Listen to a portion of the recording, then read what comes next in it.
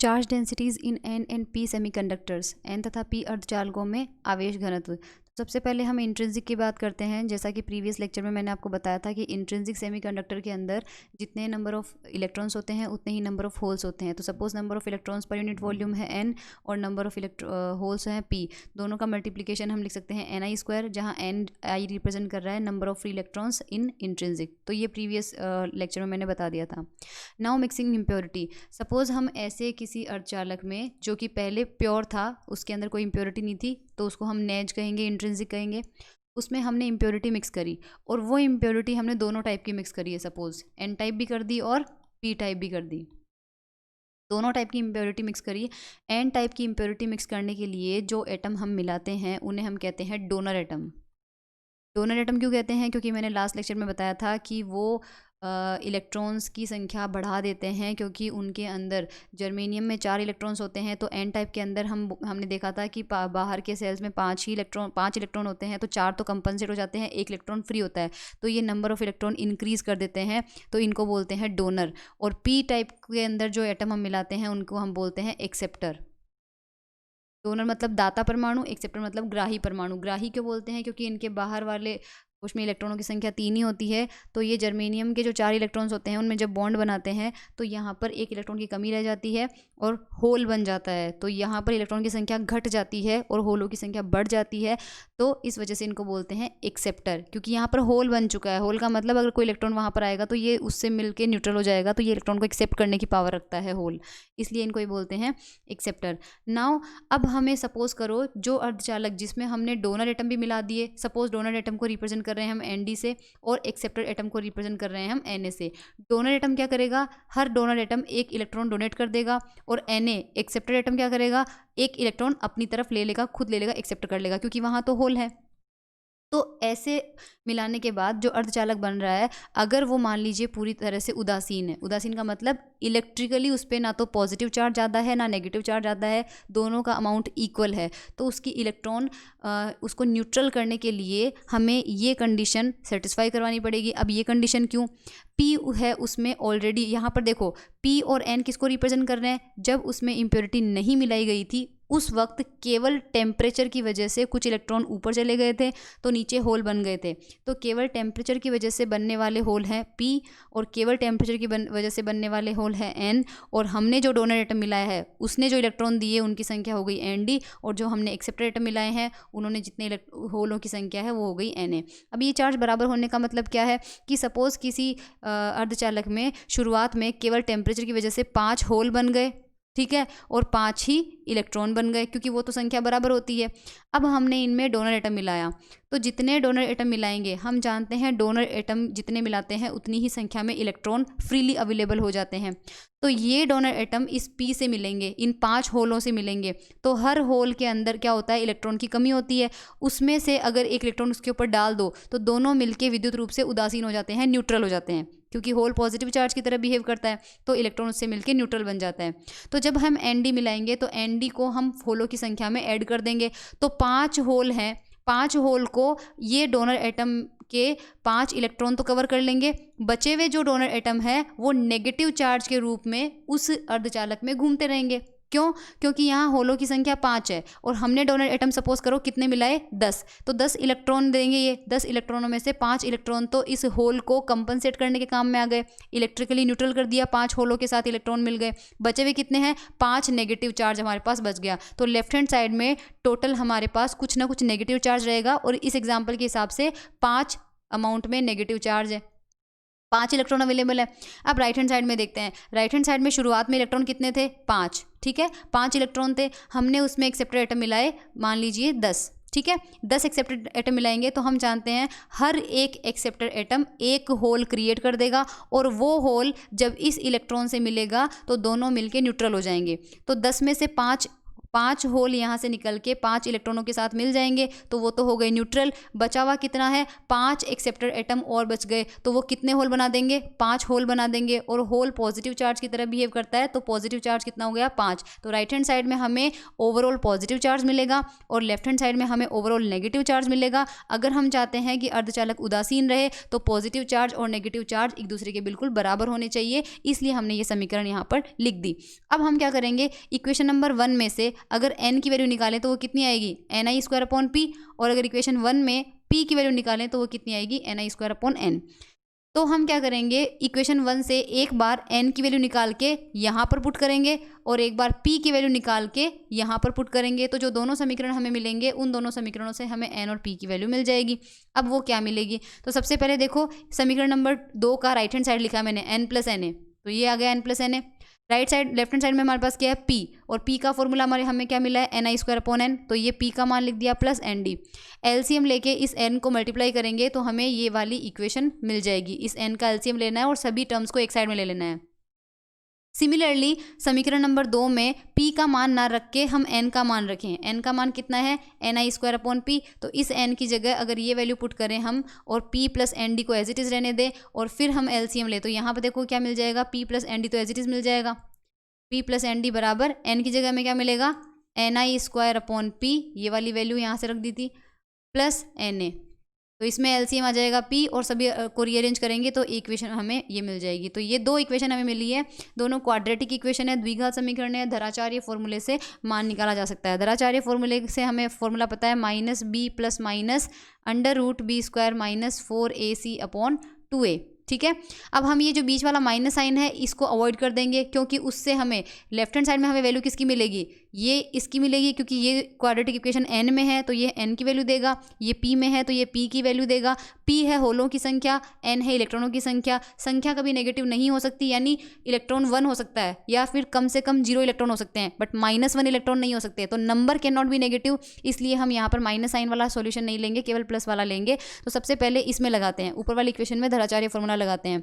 तो -b, हम जानते हैं ये वाला कोफिशिएंट होता है b, ठीक है। यहाँ जो कोफिशिएंट होता है a, और ये जो पूरा टर्म होता है ये होता है c, ठीक है। तो सबसे पहले -b लगाएंगे तो -na-nd, फिर प्लस माइनस में केवल प्लस वाला लेना है, √ ये b² हो जाएगा और -4ac होता है, बट एक माइनस ऑलरेडी यहाँ लगा हुआ है और एक इस फॉर्मूले का माइनस है, तो 4ac। a कितना हमारे पास 1 दिया हुआ है, c है ni², तो 4ac आ जाएगा ये अपॉन 2a की जगह आ जाएगा 2, ठीक है।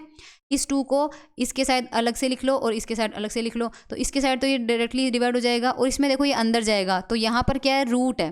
तो जब आप इस 2 को रूट के अंदर भेजोगे तो आपको स्क्वायर करके भेजना पड़ेगा ताकि दोनों की पावर बैलेंस रहे। तो जब वो स्क्वायर करके अंदर चला जाएगा तो यहाँ 2 का स्क्वायर आ जाएगा और यहाँ से भी 2 का स्क्वायर डिवाइड हो जाएगा, तो 4 से 4 कैंसिल होकर ni² बन जाएगा।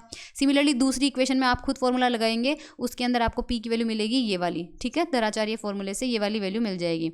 अब 3 टाइप के केसेस हैं हमारे पास, इंट्रिंसिक, एन टाइप और पीन टाइप। सबसे पहले इंट्रिंसिक में लेते हैं।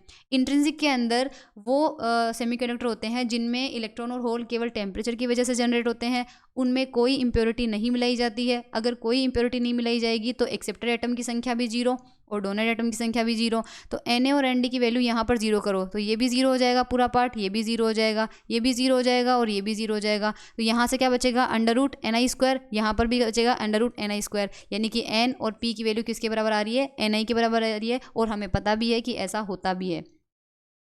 एन टाइप के अंदर देखते हैं। एन टाइप में हम केवल और केवल डोनर एटम मिलाते हैं, एक्सेप्टर एटम नहीं मिलाते हैं। तो यहाँ पर एक्सेप्टर एटम की संख्या हो जाएगी 0, क्योंकि एक्सेप्टर एटम तो होल क्रिएट करते हैं। एन टाइप वो सेमीकंडक्टर होता है जिसमें इलेक्ट्रॉन की संख्या बढ़नी चाहिए, और इलेक्ट्रॉन तब बढ़ते हैं जब हम दाता परमाणु मिलाते हैं जो इलेक्ट्रॉन डोनेट करते हैं, ठीक है।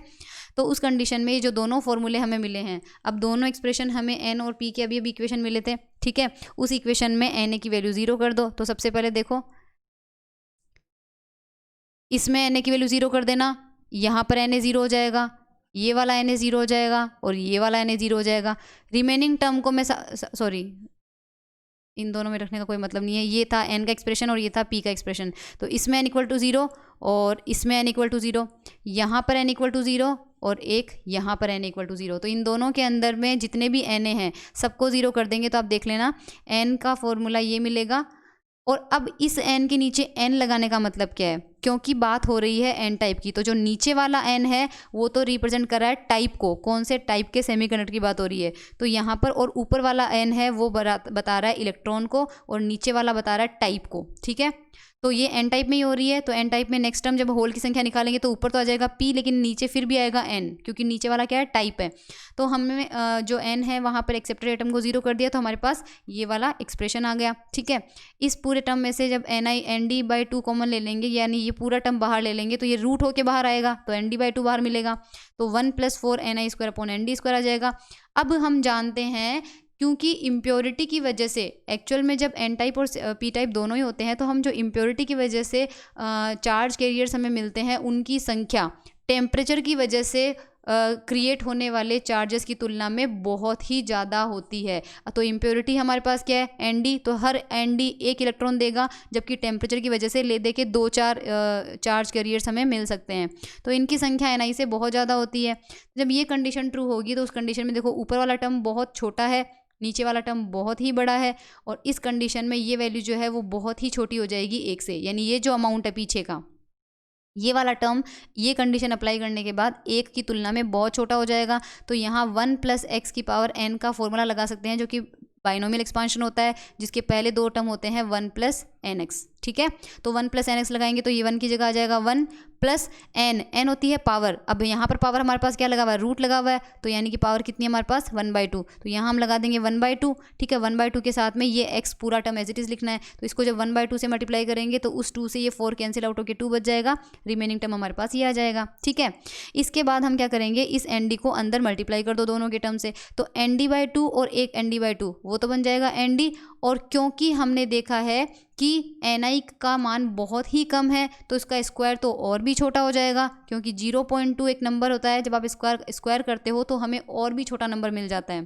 तो Ni का मान बहुत कम है यहाँ पर, और उसके कंपैरिजन में Nd का मान बहुत ही ज़्यादा है, तो बहुत ज़्यादा होने की वजह से ये टर्म 1 की तुलना में ऑलमोस्ट 0 हो जाएगा, तो इसको अवॉइड कर सकते हैं। तो Nd/2 कितना हो जाएगा, Nd के इक्वल। और ये रिजल्ट क्या बताता है हमें, ये रिजल्ट ये बताता है कि जितनी मात्रा में हम डोनर एटम मिलाएंगे उतने ही इलेक्ट्रॉन हमें मिल जाएंगे, क्योंकि इसके सामने जो टेम्परेचर की वजह से आने वाले इलेक्ट्रॉन हैं वो अवॉइड किए जा सकते हैं, क्योंकि उनकी संख्या इनकी तुलना में बहुत कम होती है।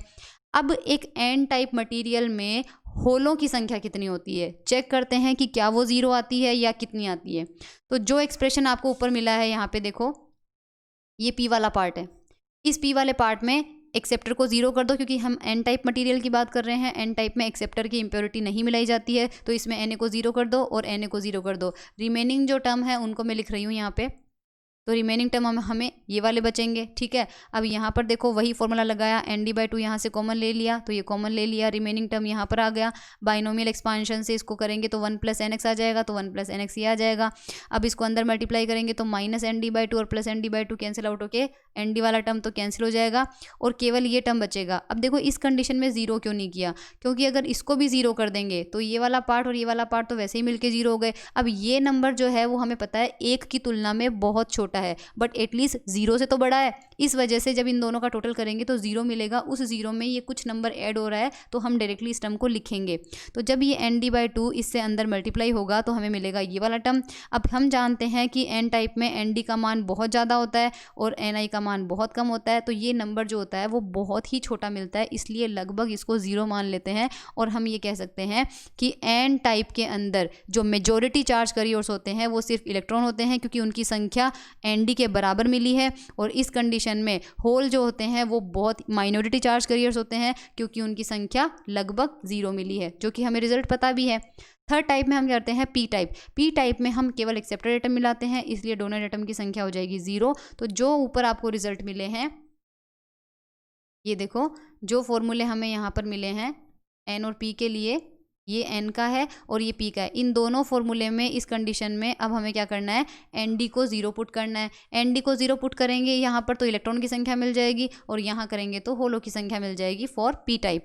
तो ये डेरिवेशन सेम टू सेम वैसा ही है जैसा अपन ने किया है। तो Nd = 0 करेंगे तो Np का फॉर्मूला आएगा ये, फिर यहाँ पर ये कंडीशन लगाएंगे, बाइनोमियल एक्सपांशन से हमें रिजल्ट मिल जाएगा ये, इन दोनों को ऐड करेंगे तो ये लगभग 0 आएगा, यानी इस कंडीशन में इलेक्ट्रॉन की संख्या लगभग 0 आ रही है और होलो की संख्या हमें जितने एक्सेप्टेड एटम हम मिलाएंगे उतने ही हमें मिलेंगे।